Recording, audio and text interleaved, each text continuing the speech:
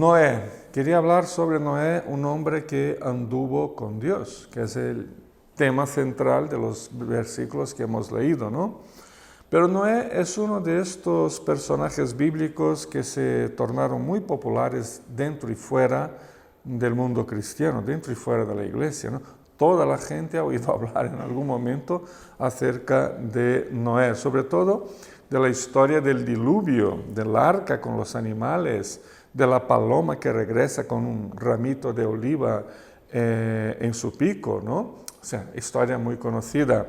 Se trata de un hombre, por tanto, por un lado muy conocido, pero desafortunadamente se trata también de un personaje aún verdaderamente desconocido para una gran mayoría de personas, muy, muy desconocido.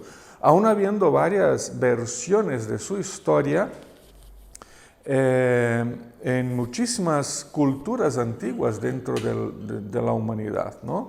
En muchas culturas antiguas, pues aún hoy se cuenta esa historia con versiones diferentes y eso nos muestra que por más conocido que sea, aún de hecho para mucha gente, cristianos incluidos, no se trata más de un cuento infantil, como muchos que hay entre tantos cuentos infantiles que existen.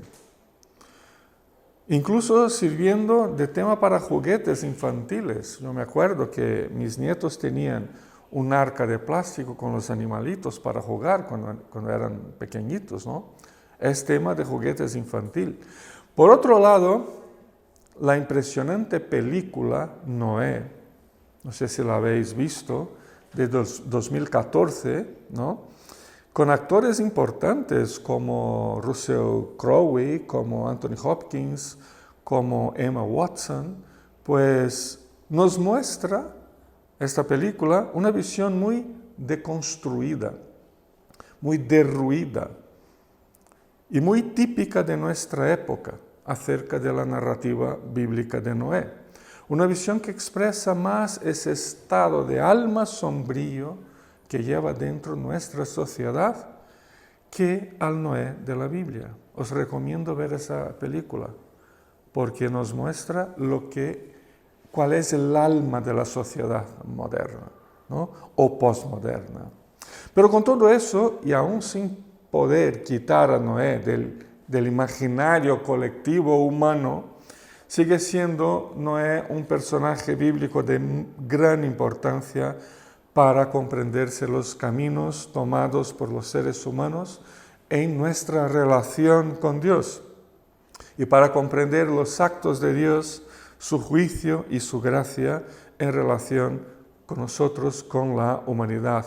Un hombre que nos sirve de ejemplo de fe en Hebreos capítulo 11, versículo 7, cuando el autor de esta carta dice, por la fe, Noé, advertido sobre las cosas que aún no se veían, con temor reverente construyó un arca para salvar a su familia.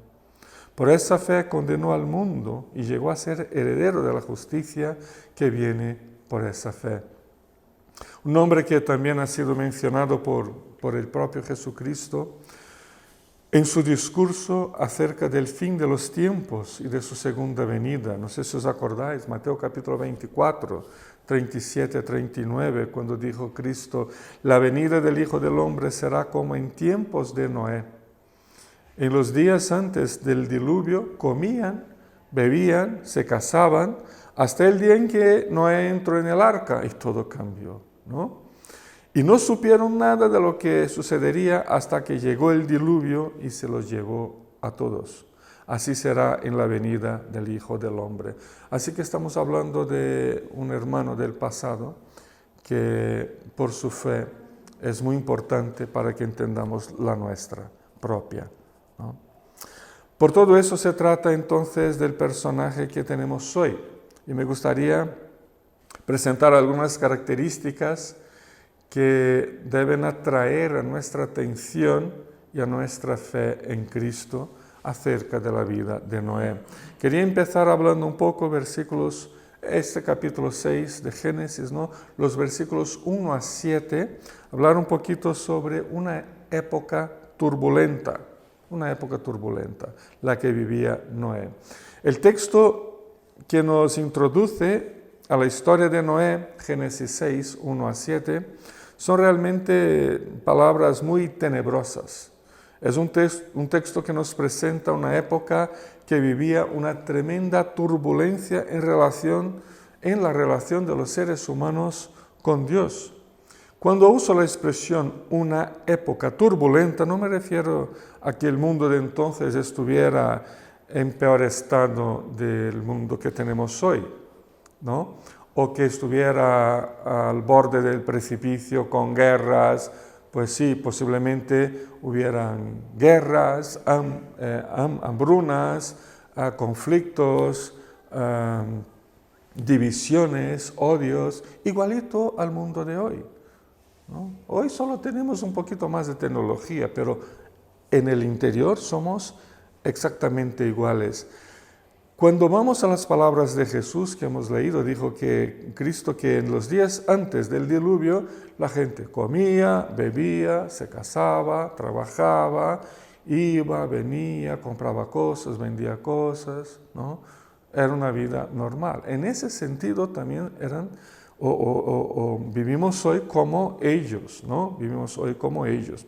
Pero cuando uso esta expresión, una época turbulenta, creo que me gustaría referirme a que el ser humano, por su índole y por su historia,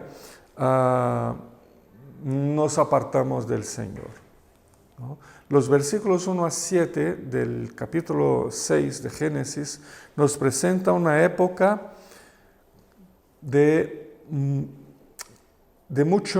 mucha relación cortada con Dios, de mucho pecado. El hecho de que, como dijo Cristo, se casaban, comían, bebían, trabajaban, nos da idea de que vivían de forma no muy distinta de la nuestra.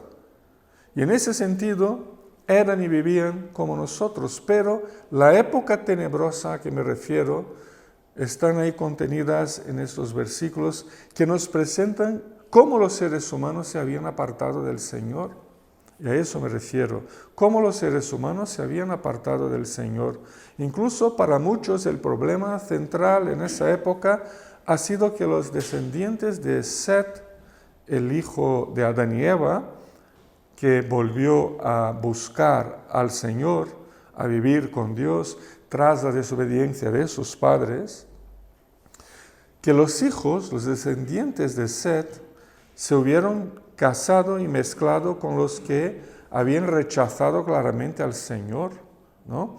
Parece que ese es el gran dilema, el gran problema tenebroso de los versículos 1 a 7, que los que habían empezado a seguir al Señor, sus descendientes, se fueron mezclando con aquellos que no querían saber nada del Señor. Parece que ese era el gran problema que tenían. Sin embargo, quizás los versículos 5 y 6 nos ofrezcan un buen resumen de lo tenebroso que de hecho estaba pasando en aquellos días. Versículos 5 y 6 dice: al ver el Señor que la maldad del ser humano en la tierra era muy grande, eso es tenebroso, ¿no?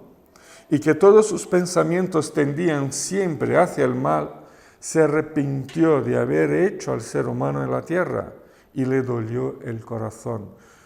Quizás lo más tenebroso de ese texto no es el estado del ser humano, sino el corazón dolido del Señor por ver los caminos de sus hijos, de sus criaturas. Este versículo 5 especialmente nos invita a una amarga comparación entre lo que el Señor ha visto en los días de Noé y lo que el Señor ha visto al concluir la creación. Si volvemos al texto del capítulo 1 de Génesis, Génesis 1:31, dice que Dios consideró todo muy bueno. Pero si comparamos Génesis 1:31 con 6, versículo 5, vemos que en ambos versículos, o ambos empiezan con la misma expresión. Capítulo 6:5 dice: al ver el Señor. 1:31 dice, Dios miró. O sea, empiezan iguales, ¿no?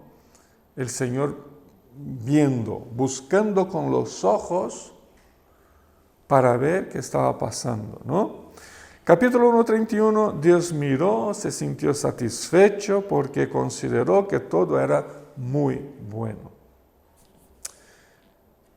Capítulo 6, versículo 5, Dios miró y vio el estado del corazón humano y se arrepintió, se lamentó. Se puede traducir la palabra arrepentimiento por lamento, ¿no? Lamentó profundamente haber hecho el ser humano en la tierra, le dolió el corazón. Capítulo 6, 5, la visión divina acerca de la maldad humana la define como una maldad extensiva a toda la tierra, a toda la humanidad. También la define como una maldad intensa, profunda, porque era muy grande. Y sus pensamientos, su imaginación, siempre tienden hacia el mal. Y ese era el gran problema que pudo Dios ver en este capítulo 6, versículo 5. El tremendo caos, no de la sociedad, no de los temas si estamos en guerra, si tenemos buena política, si tenemos una economía que funciona, si las familias van bien. Eso, por peor que sea hoy, es igualito cuando los días de Noé. El problema no era tanto la apariencia, el problema era que el tremendo caos se encontraba en la relación de los seres humanos con Dios. Esta relación estaba, por tanto, extendida a todas las esferas y a todas las dimensiones de la vida humana y estaba profundamente comprometida, ¿no? Era una relación ya absolutamente cortada entre nosotros y Dios. La descripción, de veras, con un lenguaje muy humano, del versículo 6, es un lenguaje muy humano, porque el autor, Moisés, al escribir, entendía lo que estaba pasando en el corazón de Dios, pero no tenemos palabras para expresar estos sentimientos divinos, así que Moisés encontró las palabras de su idioma, ¿no? Lo mismo hacemos nosotros hoy. Buscamos palabras en nuestros idiomas para expresar lo que pensamos o sentimos. Pero si queremos expresar lo que siente Dios, a veces nos faltan palabras. Así que las palabras que Moisés, al escribir este texto, eligió fueron estas: que Dios se arrepintió, se lamentó de haber hecho al ser humano en la tierra y le dolió en el corazón, ¿no? Por supuesto que se trata de una forma muy humana de expresarse el dolor de Dios por el pecado de los seres humanos, pero la intensidad de estas palabras, la intensidad de estos dos versículos, el 5 y el 6, unido a la determinación divina de ejercer un duro juicio contra la humanidad, contra la propia creación, versículo 7, nos muestra todo eso junto, que en realidad la situación en la que vivían las personas era de total distancia de Dios. E incluso eso de los matrimonios mixtos de los versículos 1 a 7, de todo este texto, ¿no? Al principio del capítulo, nos indica que los creyentes de la época, tras algunas generaciones después de Set, ya vivían una fe más floja, una fe más descomprometida éticamente con los principios que rigen nuestra relación con Dios. Con ir a una reunión de la iglesia una vez cada tanto, y para ellos ya estaba perfecto. Pero a los ojos del Señor vivían una época muy tenebrosa espiritualmente hablando. Y en cuanto a eso se parece demasiado a nuestros días de hoy. Los días de Noé eran días tenebrosos, porque los seres humanos habían cortado relación definitivamente, eternamente, con su Señor, con su Creador. Pero si seguimos la historia, además de una época de caos, una época tenebrosa, lo que tenemos también es un hombre justo ante Dios. Los dos versículos que hemos leído, el 8 y el 9, luego también el capítulo 8, los versículos 18 a 21, el capítulo 9, los versículos 20 a 21, nos muestra que en medio de este escenario tenebroso de separación humana de Dios, de profundo lamento y tristeza en el corazón divino y de su determinación por juzgar la humanidad, surge, en medio de todo eso, surge casi de la nada un hombre, la figura de Noé, que ya había sido introducido en la parte final de la línea genealógica de Adán, que seguía a sus descendientes creyentes. Si vamos al capítulo 5, ¿no? Tenemos ahí la parte final, una genealogía que va de Adán hasta Noé, ¿no? Elimina los descendientes de Caín, de Abel y de otros hijos de Adán y Eva, ¿no? Y sigue la línea de descendencia de Set, uno de los hijos de Noé, el que empezó a buscar al Señor. Pues elimina a los demás y sigue una única línea, y eso es interesante, porque va ahí estrechando, ¿no? Como un embudo, va estrechando un linaje que luego llegará a Abraham, y de Abraham llegará a Cristo, ¿no? Y de Cristo nos llegará a cada uno de nosotros, ¿no? Por supuesto. Surge aquí entonces esta figura de Noé. No se sabe si Noé fue el último creyente de la faz de la tierra en sus días, eso no se sabe con certeza, ¿no? Junto a su familia, por supuesto. Al menos el texto no menciona a otros creyentes en los días de Noé. Más bien, creo que el hecho de que todos fueron llevados por el diluvio como juicio divino puede ser una señal de que esta descendencia final del capítulo 5 se había olvidado del Señor, ¿no? Sin embargo, lo que se sabe con seguridad es que la sencilla brevedad con la que el versículo 8 nos habla de Noé es extremadamente elocuente tras los demoledores, aterradores términos del versículo 7. El versículo 7, ¿no? Dice, el versículo 8 dice, pero Noé contaba con el favor de Dios. Si unimos el versículo 7 al versículo 8, lo podéis hacer ahí mientras voy comentando, ¿no? Juntos, estos dos versículos nos muestran la manera característica como Dios trata con el tema del mal. A veces nos preguntamos, si pasa tanta cosa mala por ahí, guerras, hambres, niños, enfermos, ¿no? ¿Dónde está el Señor? ¿No? Porque el Señor no trata con el tema del mal. Pero sí, aquí tenemos la respuesta, o una de las respuestas, de cómo el Señor trata con ese tema del mal. Versículos 7 y 8, cuando comparamos ambos. El Señor no trata a la maldad humana con medias tintas, sino que simultáneamente con los extremos del juicio en una mano, de la salvación en la otra. El favor, la salvación, el favor o la gracia divina que vemos en la vida de Noé, versículo 8, no es algo que le es propio a Noé, sino que se trata de una acción de Dios en su vida. Él contaba con el favor de Dios, él contaba con la gracia de Dios. No dice que Noé tenía una máquina que producía gracia en su corazón, que daba con un botón y ¡pum!, gracia siendo producida. No era natural en Noé, como tampoco lo es en nuestras vidas. La gracia es un favor, es una dádiva concedida por el Señor. Con nosotros es así, con Noé fue igualito, de la misma manera. Llenó su vida de gracia y de favor divino.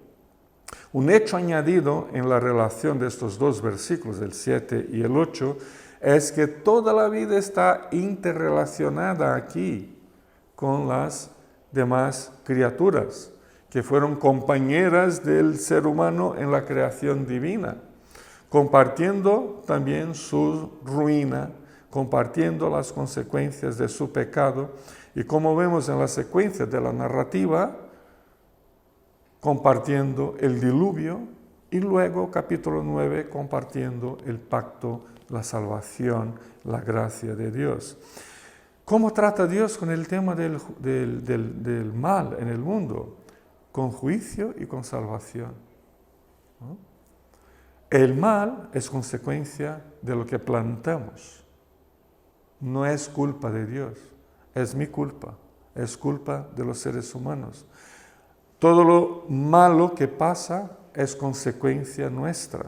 Incluso en el mundo secular, en el mundo del ateísmo, se habla mucho de la condición humana. Claro, hay que evitar la palabra pecado, eso es una palabra muy religiosa. Pues entonces usamos la expresión, es la condición humana, como para justificar las cosas malas que pasan y todo lo malo que somos. Y eso es culpa nuestra. La parte de Dios es juicio contra la maldad y oportunidad de salvación. ¿Por qué pasan cosas malas? La pregunta hay que ser otra. ¿Por qué no te rindes a Cristo y encuentras las cosas buenas, la gracia y la salvación? Un camino de vida, un camino de gracia. El versículo 9 empieza con las palabras que tienen todo que ver con la gracia de Dios en la vida de Noé. Dice, esta es la historia de Noé. Interesante, ¿no? No es una simple introducción, claro, también lo es, ¿no? Pero literalmente lo que aquí dice es, estas son las generaciones de Noé, lo que viene después de Noé. Porque lo que venía antes, versículos 1 a 7, era maldad, distancia de Dios, culpabilidad ante el Señor. Es como si este versículo 9 empezara con él una nueva etapa en la vida de la humanidad. Las generaciones después de Noé es lo que nos interesa ahora.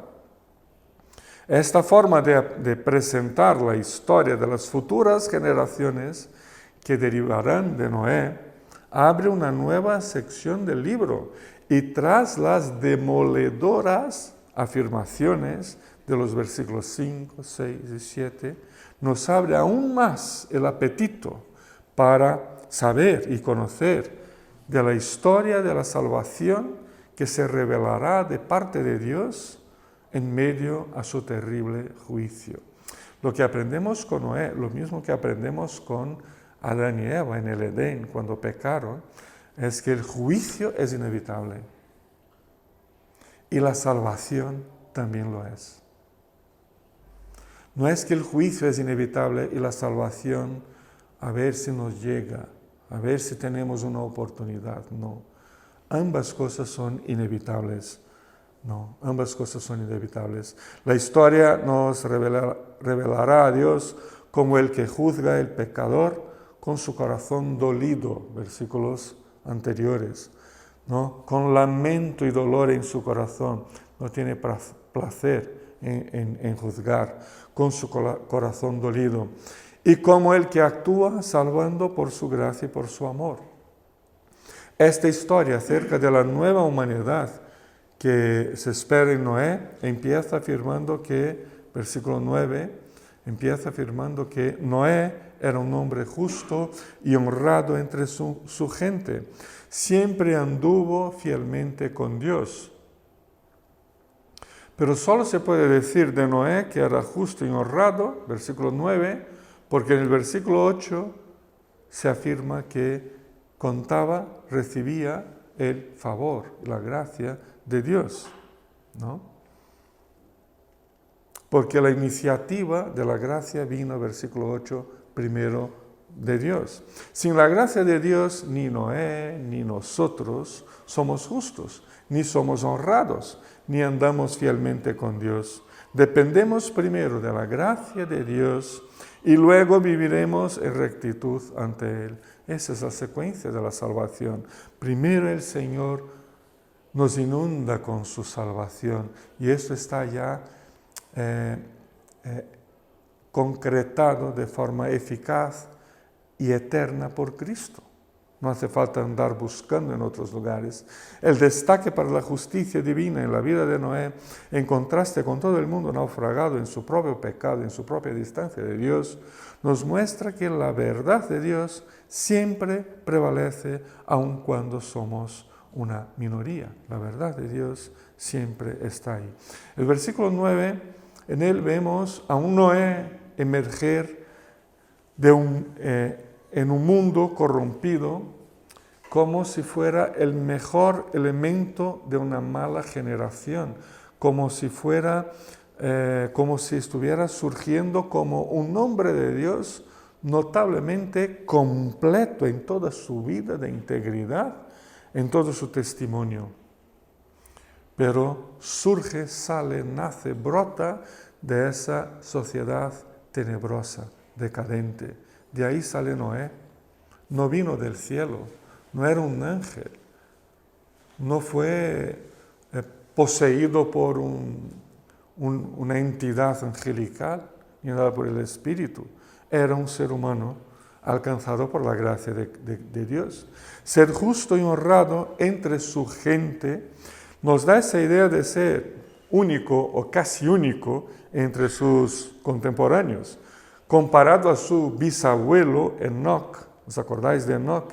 Capítulo 5, 24, la genealogía, ¿no? Que anduvo fielmente con Dios. Era bisabuelo de Noé, ese Enoc. El carácter justo de Dios, derivado de su gracia, lo llevó junto a su familia a levantar un altar al Señor, luego, después de salir del arca, ¿no? Después del diluvio. Adorar con un culto, con sacrificios, que llegó al Señor, capítulo 8, versículos 18 a 20, llegó al Señor como grato aroma. Grato aroma. Ese era el Noé, el creyente Noé. Pero claro, como todo creyente, también era un ser humano. No era diferente ni de mí, ni de ti, ni de nadie.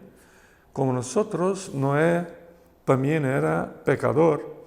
Capítulo 9, versículo 21-24 nos muestra que Noé y sus hijos no eran perfectos, sino que eran seres humanos normales y pecadores, como nosotros. Carecían enormemente de la gracia redentora de Dios, al igual que nosotros. Pero ha sido el siervo fiel, que con dedicación sirvió a los propósitos de Dios con toda su vida, con todo su corazón. Este era el Noé, un hombre justo ante Dios.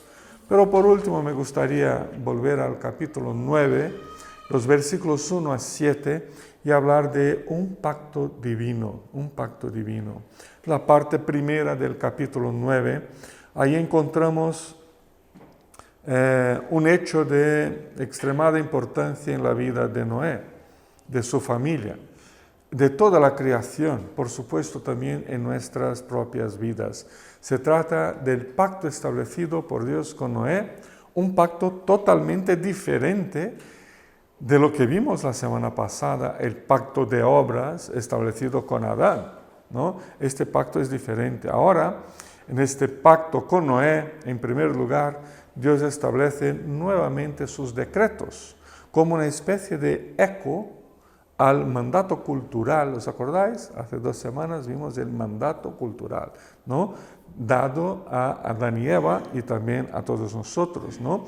Lo que el Señor le dijo a Adán y Eva y a toda la humanidad: ser fecundos, multiplicar, llenar la tierra, capítulo 1, versículo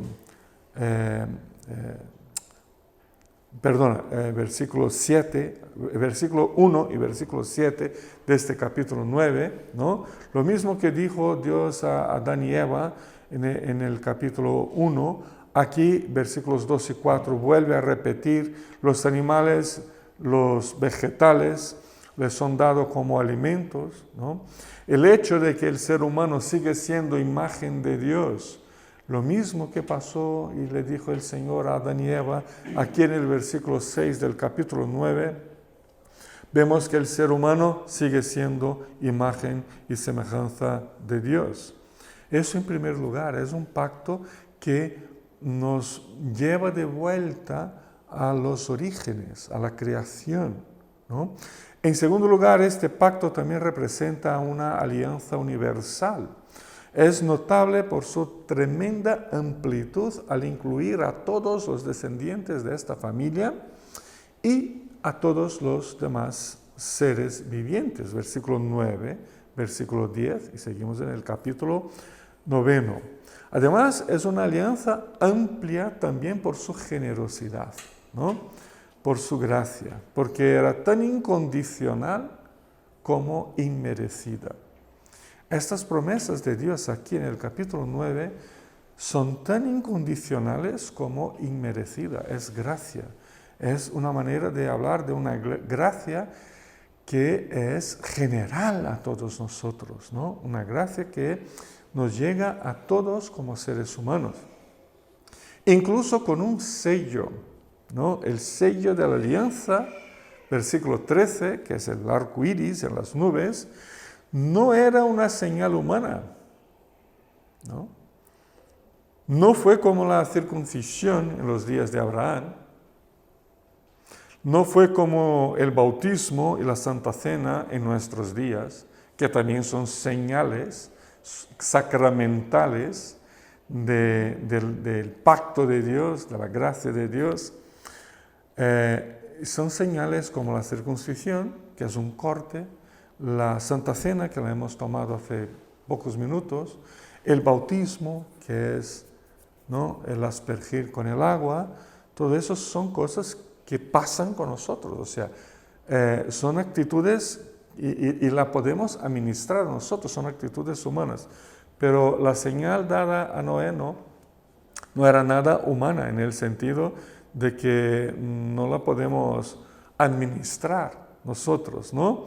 La señal del arco iris no significa que siempre que haya nubes habrá un arco iris. No significa simplemente eso, sino que siempre que haya un arco iris, Dios se recordará de su alianza y seguirá fiel a ella, seguirá fiel a su palabra. Es importante notar, por último, que en este pacto de Dios, Él habla a toda la familia. Versículo 8, estamos en el capítulo 9, versículo 1 y versículo 8. Él habla a toda la familia sin mediación de Noé, sin ninguna mediación por medio de Noé. Es un pacto claramente familiar. A veces pensamos que el padre, el hombre de la familia, es como un jefe espiritual de su familia. Eso es un poco equivocación nuestra, ¿no? Empezamos con Noé, Dios habla a toda su familia, sin mediación del padre de familia.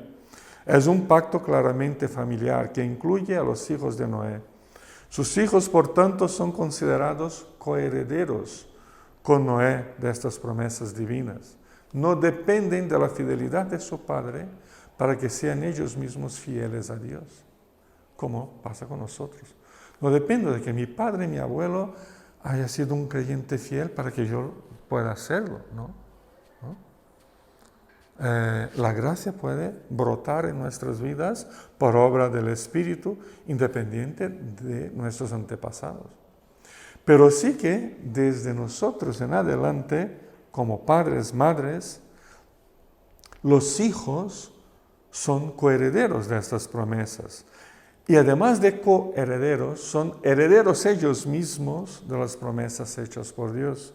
Y por supuesto, son herederos de las responsabilidades mayordómicas que se derivan de las promesas de Dios.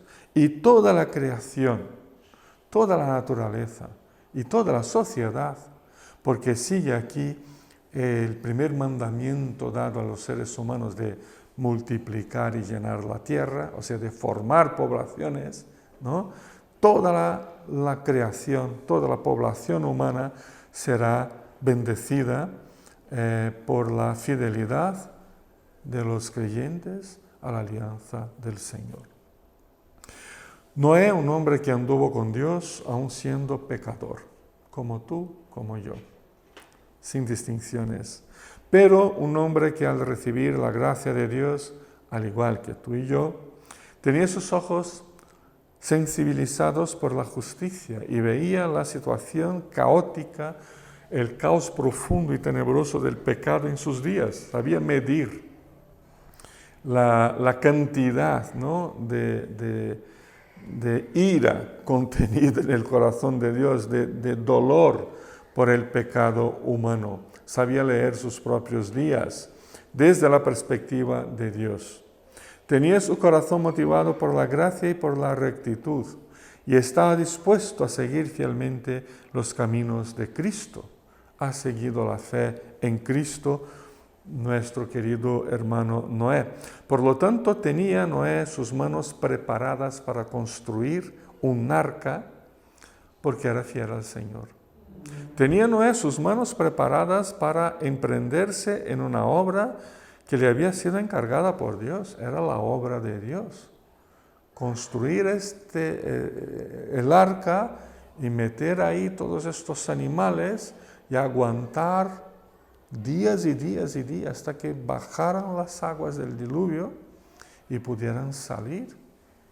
Pues él tenía sus manos listas, sus brazos fortalecidos, su corazón, de hecho, fortalecido por la gracia, por la fidelidad, para seguir el camino del servicio del Señor.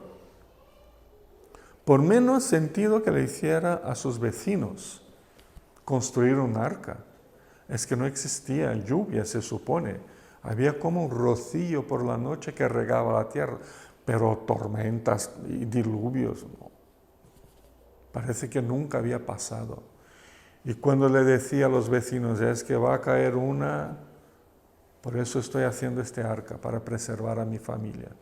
Debíais arrepentiros y construir cada uno un arca para su propia familia. Esta cabe mi familia y los animales que el Señor me dijo. Y los vecinos, jajaja, ¿no? Eso no cobraba ningún sentido para ellos. Pero versículo 22 del capítulo 6, versículo 5 del capítulo 7, nos trae la palabra clave para entender el corazón de Noé. Dice, y Noé hizo todo según lo que Dios le había mandado. Noé hizo todo según lo que Dios le había mandado. Noé, un hombre que anduvo con Dios, como tú y yo en nuestros propios días, también andamos con Él. Al igual que Él, también nosotros recibimos la gracia de Cristo, vivimos bajo su justicia y rectitud. Seguimos nuestros caminos como siervos consagrados a Dios, dispuestos y deseosos de servirle conforme los dones y las capacidades que Él mismo nos ha dado a cada uno de nosotros. Aprendamos con este hombre de Dios, Noé, que anduvo con el Señor. Amén.